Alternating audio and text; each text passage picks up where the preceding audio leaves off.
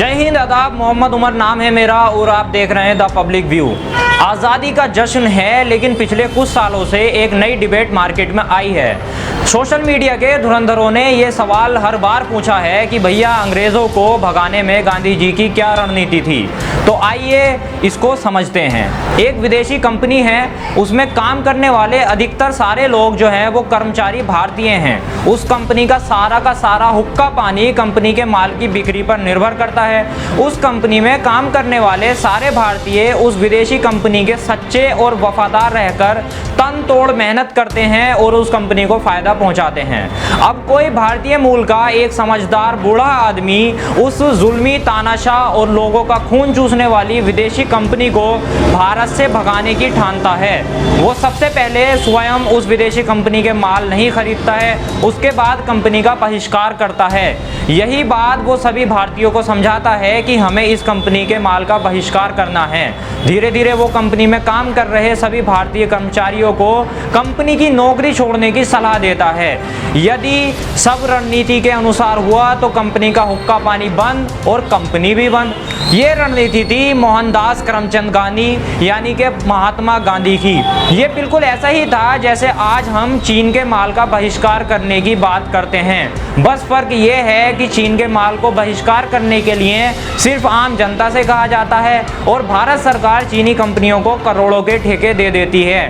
खैर, अब वापस चलते हैं गांधी जी के दौर में। तो गांधी जी ने यह समझाया कि ईस्ट इंडिया कंपनी के माल का बहिष्कार करो, लेकिन 34 करोड़ की जनसंख्या वाले भारत को समझाना इतना आसान भी नहीं था। गांधी जी की इतनी सीधी सीधी बात भी हमारे कुछ भारतीय नहीं समझ सके। अंग्रेज हमारे देश में आए थे व्यापारी बनकर, हमारे ही राजे महाराजाओं से लोन लेकर, हमारे ही भारतीयों को कर्मचारी बनाकर उन्हें गुलाम बनाया गया। गांधी जी की स्पष्ट रणनीति थी कि अंग्रेजी वस्तुओं का बहिष्कार करो, स्वदेशी वस्तुओं को स्वीकार करो। सभी भारतीय अंग्रेजों की नौकरियां छोड़ें। इसमें से कुछ लोग गांधी जी की बात मान भी रहे थे, लेकिन कुछ लोग अंग्रेजों के तलवे चाटने में ही लगे हुए थे। किसी को गांधी जी के अहम से टकराव था तो कुछ लोग जिंदगी भर अंग्रेजों के वफादार और चाटुकार बने रहना चाहते थे। गांधी जी अपने विचार लोगों तक पहुंचाने के लिए लोगों को समझाने मनाने में समय लेते थे, जबकि हमारे कुछ क्रांतिकारी ऐसे भी थे जो एक ही झटके में परिणाम चाहते थे। केवल 50,000 अंग्रेज पूरे भारतीय राजाओं पर राज करते थे। सिर्फ 50,000 अंग्रेज थे भारत में। अब सोचिए ऐसा क्यों हुआ। अंग्रेजों की इस कूटनीति से तो हिटलर भी हैरान था, क्योंकि हमारे राजाओं को भारतीय जनता की परवाह बिल्कुल नहीं थी। वो अंग्रेजों के साथ मिलकर बेजुबान जानवरों का शिकार करते थे और उसका मजा लेते थे। हमारे राजा अय्याशियों में लगे थे। हमारे ही भारतीय अंग्रेज सरकार में बड़ी मात्रा में नौकरियां करते थे। हमारे स्वतंत्रता सेनानियों को मौत के घाट तक उतार देते थे। सारा कड़ी की लड़ाई में भी कुछ ऐसा ही था। लेकिन आज के दौर में मुसलमानों के खिलाफ कुछ भी करके मनगढ़ंत बनाकर सस्ती शोहरत बटोरने का रिवाज चल पड़ा है। इसलिए केसरी जैसी फिल्म भी हिट हो जाती है, जो बिल्कुल भी ऐतिहासिक नहीं है। उनकी मनगढ़ंत कहानी हिट हो जाती है। खैर, फिर से वापस उसी दौर में चलते हैं। अब अंग्रेज हमारे लोगों को मार रहे थे। अगर बदले में हमने भी हथियार उठा लिया होता तो हमारे ही भारतीय मूल के अंग्रेज सिपाहियों को मारना पड़ता। हमारा सामना करने के लिए अंग्रेज दूसरे देशों से भी सिपाही बुलवाकर हम लोगों का खून बहा सकते थे। वैसे भी उस समय अंग्रेजों का भारत की तरह बहुत सारे देशों पर कब्जा था। जिस तरह से द्वितीय विश्व युद्ध में भारतीय सेना का इस्तेमाल किया गया, उसी तरह दूसरे देशों की सेनाएं भी भारत बुलाई जा सकती थी। ये क्रांति हमें कितनी सफलता दिलवाती, ये आज के वक्त में भी आसानी से समझा जा सकता है। वैसे भी नेताजी सुभाष चंद्र बोस ने अंग्रेजों के खिलाफ जापान और हिटलर से सहायता तो ली थी। आखिर में नतीजा क्या आया? अंग्रेजों ने उनके सहयोगी देश की मदद से अपने जापान और जर्मनी को दूसरे विश्व युद्ध में बुरी तरह हरा दिया। जापान पर परमाणु बम गिरा दिया और नेताजी के 30,000 से ज़्यादा सिपाहियों को बंदी बना लिया गया। मैं ये नहीं कह रहा हूँ कि आज़ादी की लड़ाई में नेताजी सुभाष चंद्र बोस का योगदान कम है। मैं यहाँ बात कर रहा हूँ अहिंसा और गांधी जी की। फिर उन सिपाहियों का केस पंडित नेहरू जी ने भी लड़ा था।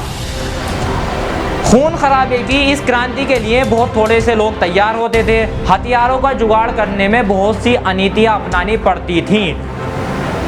दूसरी ओर स्वदेशी चरखा चलाकर अंग्रेजी राज को खुली चुनौती दी थी चरखे वाले गांधी जी ने। चरखे के कारण ब्रिटेन के मैनचेस्टर शहर की कपड़ा मिलों में ताले तक लग गए थे।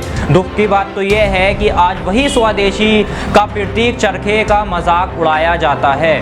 क्रांतिकारियों को कुचलने के लिए अंग्रेजों के पास गोला बारूद था, फांसी के फंदे भी तैयार थे, मगर गांधी जी की आंखों में आंखें डालकर बात करने वाला वैसा कोई सत्यवादी नहीं था। वैसे भी अगर खून बहाने से ही आज़ादी मिलनी होती तो हमें आज़ादी 1857 में भी ही मिल जाती। 1857 में जितना जान माल का नुकसान हमने अंग्रेज़ों का किया उतना अंग्रेज़ों का नुकसान इतिहास में कभी नहीं हुआ था। 1857 में क्या हिंदू और क्या मुसलमान, क्या सिख, सभी मिलकर टूट पड़े थे अंग्रेज़ों पर। 1857 में जितने हथियार अंग्रेज़ों के पास थे उससे कहीं ज़्यादा हमारे राजे महाराजाओं के पास थे, फिर भी अंग्रेज भारत छोड़कर नहीं गए। वैसे भी 1857 का विद्रोह देश की स्वतंत्रता के लिए नहीं था, बल्कि हिंदू मुसलमानों का अंग्रेज़ों द्वारा गाय और सुअर की चर्बी चखवा कर धर्म भ्रष्ट के विरोध किया गया एक विद्रोह था।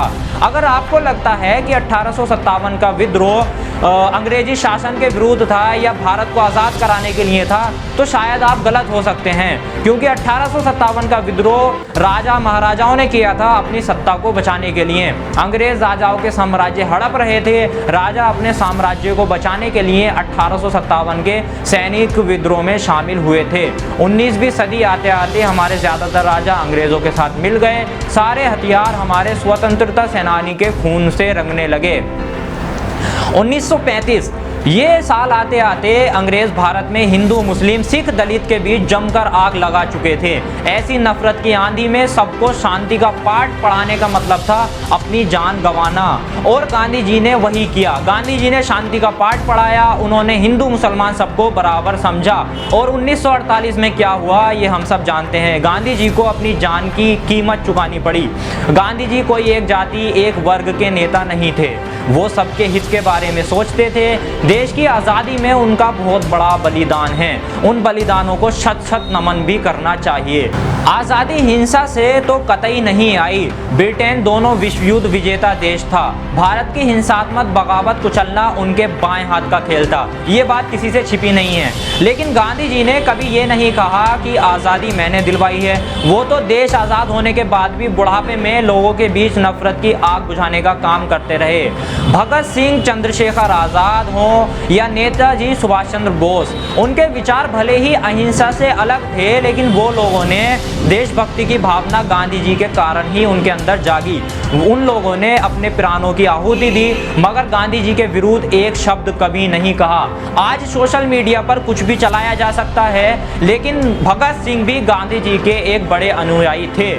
दूसरी ओर आजकल का नौजवान देश के लिए अपने नाखून कटवाने के जितना भी बलिदान नहीं देता है, देश के लिए कोई काम नहीं करता है, भले ही नहीं करता है, लेकिन वो आज गांधी जी जैसे महात्मा को गालियां जरूर देने में लगा हुआ है। खैर, ये देश का दुर्भाग्य है कि सोशल मीडिया पर प्लास्टिक की तलवारें भांजने वाले क्रांतिकारी आज गांधी जी का मजाक बना रहे हैं, उनके ऊपर मीम्स भी बना रहे हैं। लेकिन याद रखिए, गांधी जी जैसा इंसान सदियों में एक बार मिलता है और वो भारत को मिल चुका। आपको आज़ादी की बहुत बहुत मुबारकबाद। जय हिंद।